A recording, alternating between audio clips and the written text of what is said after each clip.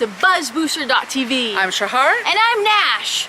On today's show, is awesome. yes, we are going to talk about mistakes you can make when creating a business choreography. Of mistakes to avoid. Yes. And then a cool tool. A very cool tool that might be the next very big thing. It just might. And our visit with President. That is right. Our stay with President Obama. Hey, Shahar here. I want to talk to you a little bit about business choreography when it can go wrong. You know, we say that business choreography is every time that you have a touch point with clients, what you do to impress your clients, to create rituals and mystery around it. Well, I want to tell you the story of the comic book industry because that illustrates very well what a bad move can do.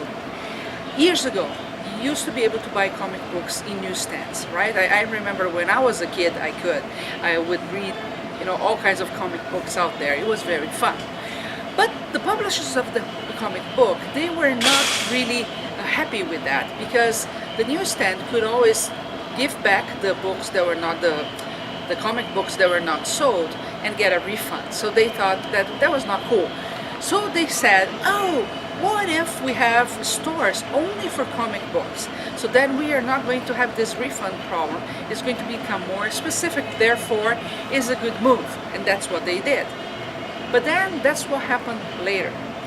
Those comic book store owners, they were usually avid comic book readers that knew everything about that. Let's say the geeks of today, some kind of know-it-all, that they would know what's best for you, or they would just be a little bit more than teenagers, not very worried with their hygiene and everything. Okay, so what happened because of that? That small thing, women felt uncomfortable in that stores. They either didn't want to talk to a know-it-all, they would like to have a pleasant time buying comic books, or the smell was kind of not very pleasant at all.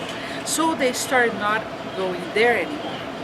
Well, the women stopped buying comic books, and their children, therefore, that they would take to the stores, also were not educated into reading comic books. What happened? The comic book is not in a very good shape. It's still a multi-million-dollar business, but it's just a piece of what it used to be before. Now I have to tell you one thing. Last week I decided to go to a comic book store, and I did. And you know what happened was also not very pleasant. First of all, we had the same issue. There was a weird smell inside. There were 4 or 5 guys, and whoever was talking to customers, he was just talking about how he sold cars and he was making money with that. 3 other guys. He wouldn't give me the time of day. I went around the store 4 or 5 times, looking at everything, touching paints, touching books, touching miniatures. Not even once he acknowledged my presence there. Like I said, there were about 3 people at the store at the most, and he was talking about the car that he was doing, and that's it. I mean, it was not a very good experience, to the point that I came home and I told Nash, you know, I went to the comic book stores, and yes, it was kind of a little scary. I don't plan to go back there anymore. Like I told you, I used to be a very avid comic book reader. So a bad move when dealing with clients, when selling to clients, can be disastrous, as it was in the comic book industry. So yes, it's good to create the business choreography, to think about every touch, but you have to think about the other variables. Forgetting women at that point caused a disaster over the years. So think about all the variables you have before making the changes. So this is interesting. Very interesting. We get to Vegas, yes, right? At the airport, get a cab. Call a cab. Tell them we are going to go We're going to go to the Vegas, Lake Las Vegas Westin. Yeah. He looks at us and says, girl, you're going to be searched. Guess what? The president was staying at the same hotel because he was preparing for his debate. In case you had any doubts, she meant the president of the United States. Yes, in Vegas. Yeah. In Vegas. So we were driving, we approached the hotel, we're not quite there yet, we have to leave the car. then they come with the search dogs and the little mirrors and they inspect the car. So then we get back in when we go to the hotel. Yeah, we get to the hotel and right at the door they have It's the like Secret TSA. Service. Yeah, it's like TSA all over again. Yeah, only this metal time it's with the search. Secret Service. Yeah. So they go through all of our baggage and everything. Yeah, so for the next 5 days, every single time we would get out of the hotel, we would have to be searched again. No matter, even if you went out just to ask a question to somebody. It doesn't matter. Yeah, and what about the swimming pool? The swimming pool was awkward because to get to the swimming pool, of course, they had to search you.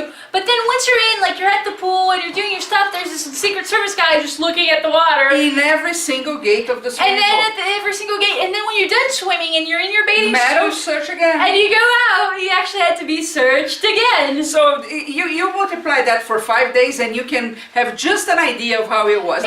It's kind of a pain, but it was so cool. Yeah, that it doesn't matter. I was thought a it was different really experience. cool. It was a very different experience. Yeah, and because we were not there on vacation, right? So Right. we were there in business, so it didn't bother us. Yeah. Now, there was only the president, the Secret Service, And us. on the first day us, and on the other days us and our group. Yeah. Nobody else at the hotel. Nobody else in the entire hotel, which was also kind of cool. But it was also very, very nice to see how the Secret Service works. Actually, now I think they're super cool. Yeah. They not only they're extremely organized with everything, of course, but they take care of every Everything. single detail, Yes. from where the hotel is located to every single thing that you can think of. Well, I was thinking there, I wish I was that organized in my business. Yes, Yeah. that we would, really pay attention to every single detail that could impact the outcome. Something simple, Nash, for example, we are not number people, right? No. We are creative people, and numbers is really not our game. Not our forte. But one of the things we did after going there is really get a calculator for each one so we can carry on our purses. Yeah. And from every idea, from everything we are doing in business, Let's run the numbers. we run numbers, which is not something natural for us. No, Maybe it's it is not. for you, and you But say not I do for that all the us. time. Yeah, Yeah. not for us. So we started to look at the other things in our business, the other points in the business that were overlooked and could cause a disaster. And not leave anything to chance, because a lot of times that's what you end up doing. We're like, oh, okay, we do the simple math. It costs this much, and Yeah, I'm gonna make this much. and I'm gonna make this much, but that's it. But then when you actually put it down and you start listing everything, well, it adds up and it's a different thing. And it also, by going through that process, Shahar, for us, it wasn't just a matter of cost and how much you're gonna make. A mindset and a behavior change.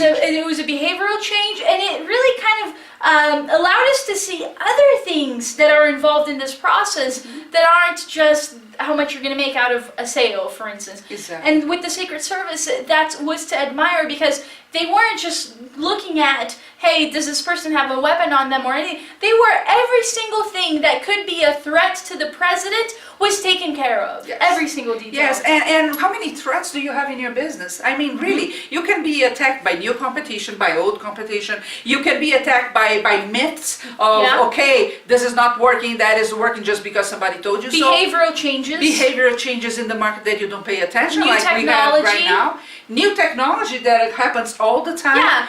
So, even though that might not be on the first moment your cup of tea, Yeah. as a business owner, you need to go and look at all those variables and take care of them, because they can be threats to your business, and you don't want that. Exactly, you don't want that. It doesn't mean necessarily that you're going to be the person dealing with those things. I mean, if you had any idea, with the president, the Secret Service people, I mean, there were hundreds of people there taking care of this one person, right? Yeah, well, they even outsource, right? We got to know that when they go on a visit, they also actually hire local outside companies. agencies to help them in the process. Yeah, and the local police as well. And the local police. So it's the same thing in your business. You need to be aware of the threats and of the things that are happening. It doesn't mean that you'll deal with them directly. You might have to hire out to people who are qualified to do what needs to be done, but you'll be aware of what needs to be done, and you're not going to leave your business to chance. Yes, because small threats can kill your business. Yeah. So you should be taking care of those as well.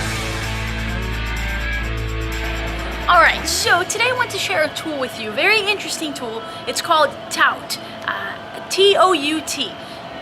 basically, the premise is very simple. You have 15 seconds to create a video. It's the new Twitter, if you will, right? So you get your cell phone or you get in front of a camera. It's essentially for ease of use. So it'll be on your tablet, it'll be on your iPad, on your phone, anywhere, right? Your camera. Essentially, you pick it up and you do a 15-second video, and to the point, and that video will go to your tout account, but it'll also go to Facebook, Twitter, and so forth. And so you have the opportunity to actually engage with your audience with video. So more so than just text, more so than dull, boring text. It can be very, very useful if you start thinking about the different things you can do. You can do it simply to share personal things, but you can also mix it up a little bit, and maybe every now and then send out just a cool little tip. Essentially, the same type of tip that you would send with a regular tweet, you would do it with the video instead, right? You would speak it rather than just writing it. And so, very useful, very kind of cool that way. So mix it up, use it for a little bit of personal, do a little bit of a tip. Maybe tomorrow, if you have a promotion or something that you'd like to share, use it that way. And so just think of the variety of things you can do to engage your audience with video, which is a visual media. It tends to be a more responsive media than just text. That's my tip for you. That was good. Yeah, we had an amazing time there. We did. Right? And we wanted to share a bit of it with you. It was quite the experience. Yeah. I'm glad you got to join I us. hope you did enjoy the view as well as the content. That's of course. right. And what do you have to do next? You know what? If you haven't done this yet, we have a very special gift that we've prepared to our audience. Hey, go to bestbuzzgift.com, bestbuzzgift.com, and just put in your name and email, and it'll give you a download to a very sweet CD that we have prepared for you. Basically goes through the 7 steps to make your business irresistible. So go check it out, bestbuzzgift.com.